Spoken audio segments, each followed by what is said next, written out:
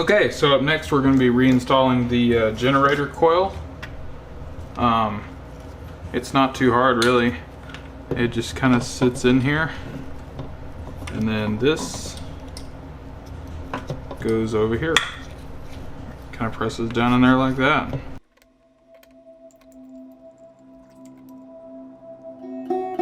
Okay, these bolts do call for Loctite, so go ahead and start there.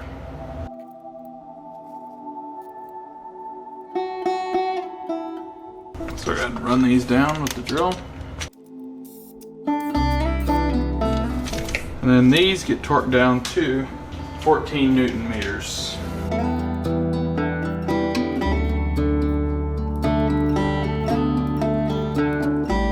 Alright. And then it just has this little plate that goes over right here. Okay, let me get that bolt. Okay, so this one also is going to get a little bit of Loctite and then torque down to 10 Newton meters. This is the little piece that just holds the cable down out of the way of the rotor.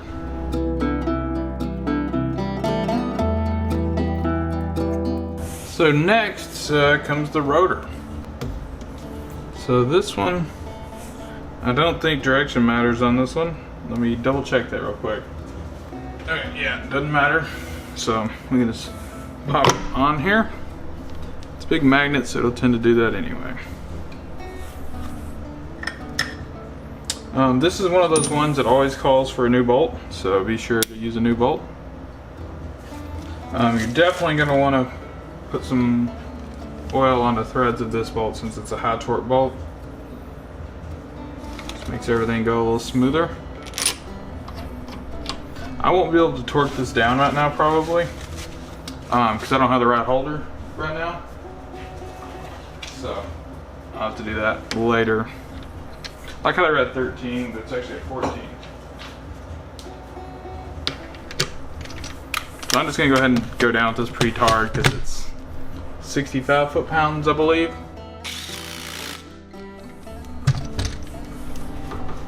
There we go.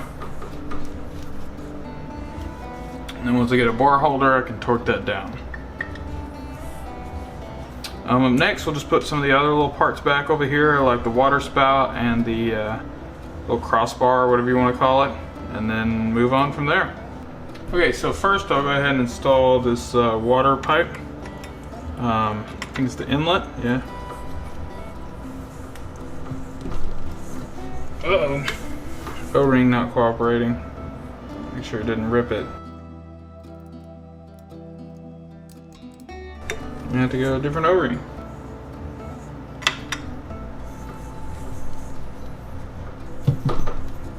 There we are. That was a pain. Okay, so its bolt's gonna have a little bit of Loctite. You can probably already guess what it's gonna be torqued down to.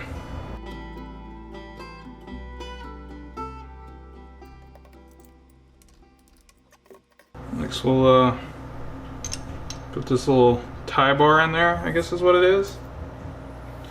This is also a Loctite.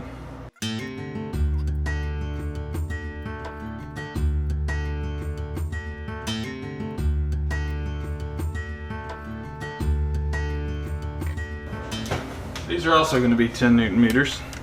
Should have known. Alright, last we'll remount this here.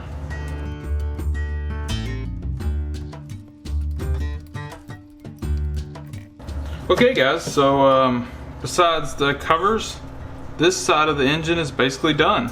So we'll go ahead and flip to the back, put a couple sensors in, and go from there. Okay, so up first we'll put the transmission speed sensor back in. It just pops in right here, and then is held in with one bolt, just like the rest. And we'll torque that down to 10 Newton meters. Okay, the next piece is the neutral indicator switch. Of course, got a new copper gasket, and it just simply threads in or falls out right up here. Okay, so the torque on the safety switch there, the neutral safety switch, the top one I just screwed in with the copper gasket, is 20 Newton meters. So go ahead and torque this down. Okay, so next we'll go ahead and put the oil level switch back in, since I put the rest of these in anyway. So it just goes right in there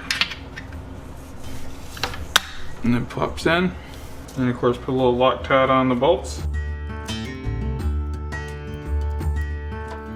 and then we'll torque them to 10 also.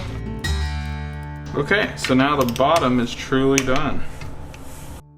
Okay, so up next you're gonna need to install the front water manifold. I went ahead and just slipped on the rubber part there. Make sure the O-ring stays in its groove.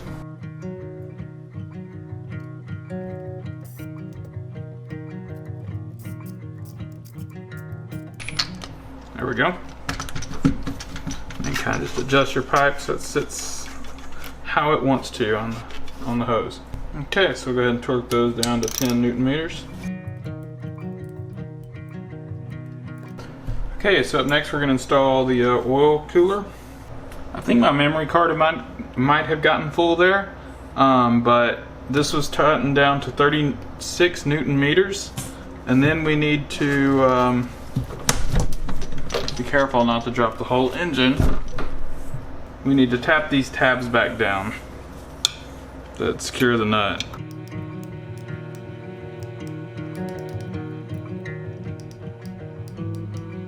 Okay, so we got those back down. Lastly, we're just gonna tighten up all these hose clamps before I forget about them.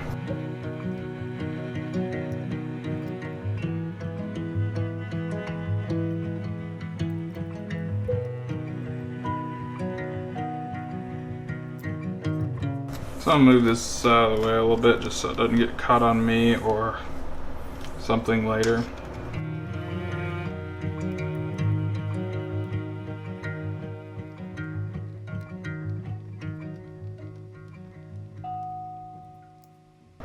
Okay, that's not going anywhere.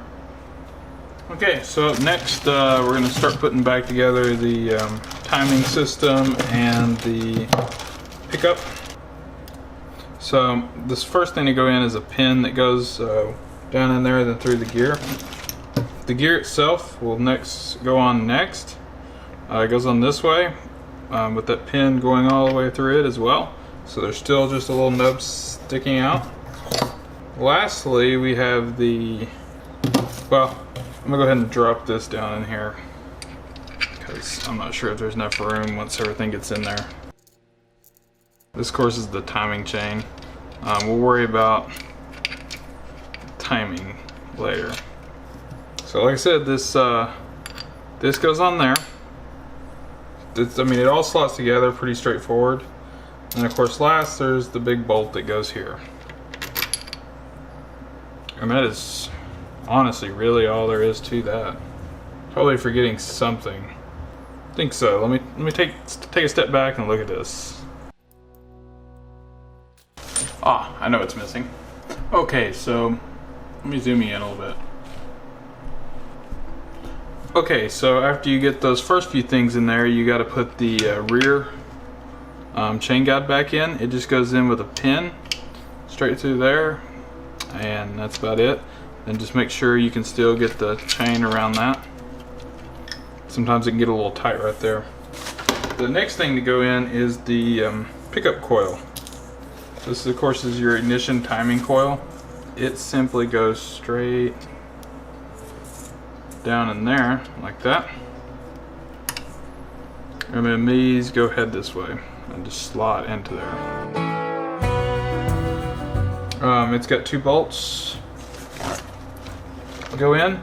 They require Loctite.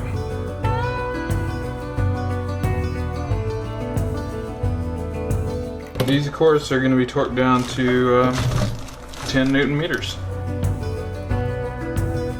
The next part is kind of what I mentioned earlier that I forgot about.